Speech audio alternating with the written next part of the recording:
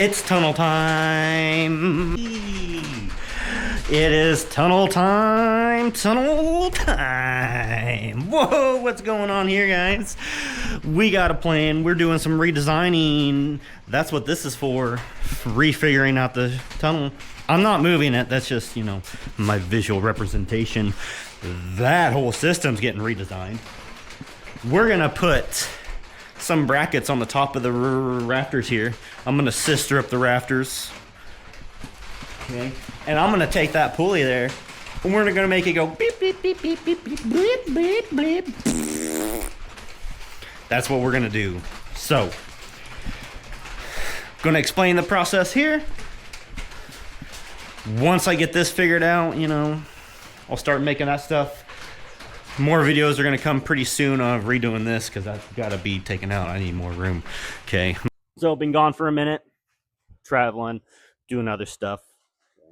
A lot of people think you can just come and start digging a tunnel system, just start digging dirt, and you're going to be good to go.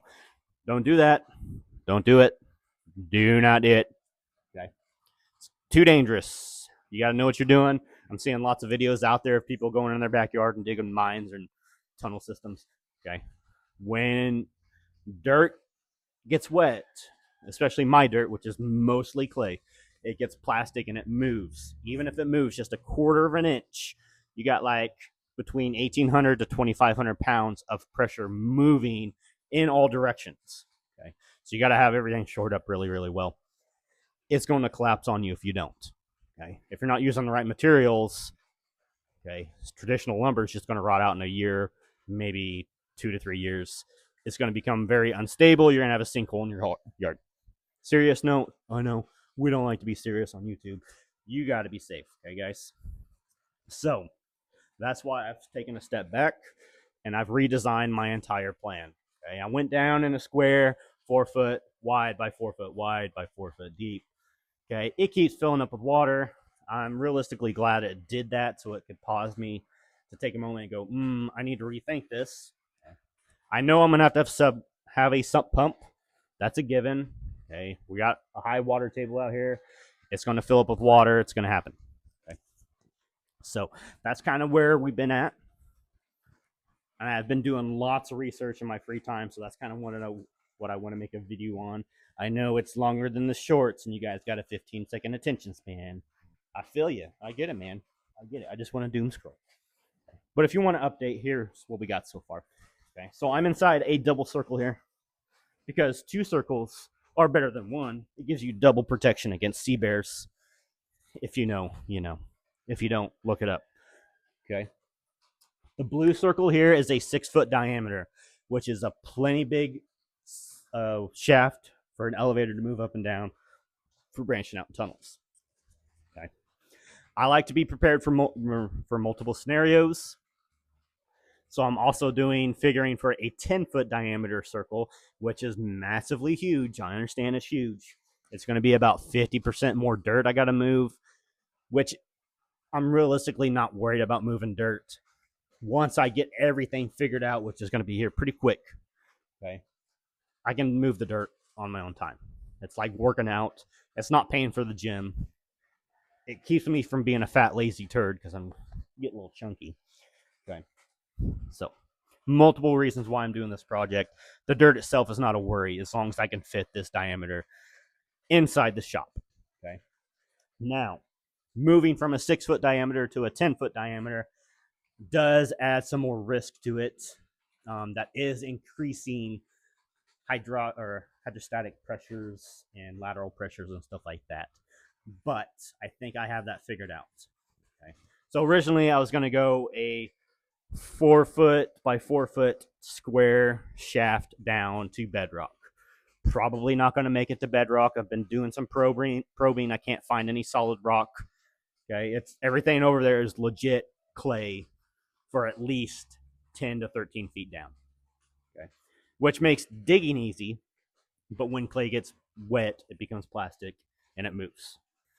Okay, so a square is not going to work. It's going to be too much in the long term. Okay, we could shore it up and it'd probably last 10, 20 years ish, but I want it to last a lot longer than that.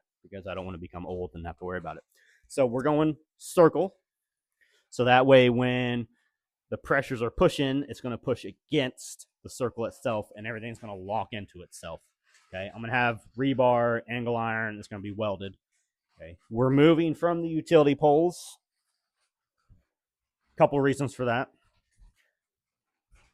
Utility poles, not as easy I thought as I thought they would be to get. Okay, they're going to be super heavy to move around, which, you know, I need to work out anyway. But if I get them easy, it might change it up. I can't get them easy. Another thing is, if I put utility poles in the ground, everything they're coated with, all those chemicals that keep them from rotting, are going to build up in that circle or in that hole. Sorry. That's going to become very dangerous. I'm going to have very, very good airflow movement in there to get all those fumes out. And even then, I'm still going to have to still it up. Okay. So I don't think utility poles are going to be the greatest thing. Eventually, they will rot away, especially being in ground contact. Might be 30 to 50 years, who knows, but they're going to rot away. So here's my plan. I'm going to make custom concrete blocks. I'm going to make a mold to pour these blocks in the shop, do them in batches. That way I can just buy Satcrete. I'm going to add filler to it. I'm going to add high strength tensile. There's like fibers and stuff you can add to them, okay, to make them even stronger. And I'm going to do some tests before I start going full scale to see the strength of them. Okay. So anyway, I'm going to make my own custom forms, pour them in concrete blocks, and then have everything designed in the mold itself. So that way they interlock as far as going in the circle itself. So that way when the pressures come in on all the sides, it locks them in. And I'm going to design the mold to be interlocking on the top and bottom. So that way it'll help with the water coming in and it'll keep them from just sliding forward as well. And I'm doing holes, 2 holes in about the middle of the concrete block, or not in the middle, but spaced out evenly in the middle. So that way when I get to a 4 foot, 5 foot section, I could drive rebar down into there and have it all lock in. Okay. And I'm also going to put notches on the inside of these forms, so that way I can run angle iron up the wall when it's all done. I can drill and tap into the concrete blocks themselves and then weld like steel rings on the center or the inside of it to really lock it all in. Okay, I'm really thinking overkill here. That's when you're digging underground, that's what you want to do. Okay, so I have a plan for the blocks themselves, an idea. I'm stuck on the size because if I go 10 foot, that's going to give me plenty of room to do all kinds of stuff just in the shaft itself.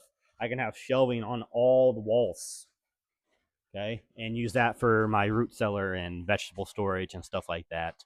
And then, you know, that's also going to help out if I end up not branching out in tunnels themselves. Well, I got my root cellar already done in just a shaft form. Okay, so I'm trying to think of multiple pathways for this. I have a plan on how to branch out.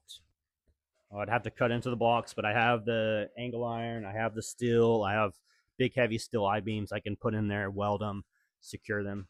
I have all that figured out. And I also have the bottom of the pit figured out because I can't just leave it dirt. Because that when that clay is going to get wet, it's going to want to push up as well. Okay, so I'm going to have to cap the bottom of it, and I don't want to just put a flat cap because it could just push it up. Okay, so I'm going to angle that cap down. And in the very middle of the pit, I'm going to have a sump pump. I have IBC totes. I'm going to have a massive sump pump pit so it can handle all kinds of water. Because when we get water, we get lots of water, and then it dries out for a long period of time. But I want to be able to handle that water volume. So with those IBC totes, I'm going to sock it. I'm going to put rebar into the concrete pad itself, tie it all into the blocks, weld everything to the IBC tote, and have everything super secure so it can't push it up. That's my plan if we don't hit bedrock. I've been thinking, been doing lots of research, been doing lots of figuring. Okay, so that's why this is taking so long. We're getting very close to just hammering out and doing digging videos. Bear with me, please. It's very dangerous. I got to take safety into consideration. Okay, but I think I'm on the right track. I think I have a good, solid plan. Basically, I just need to figure out what size I want to build this now, or dig this. Sorry, I'm struggling. It's been a day. So tell me what you think. 6 foot, which is right here. Oh yeah, blue circle. Or do I go 10 foot and I can really stretch out? Oh, I could probably put a bed down there. Oh, this kind of feels nice on the back.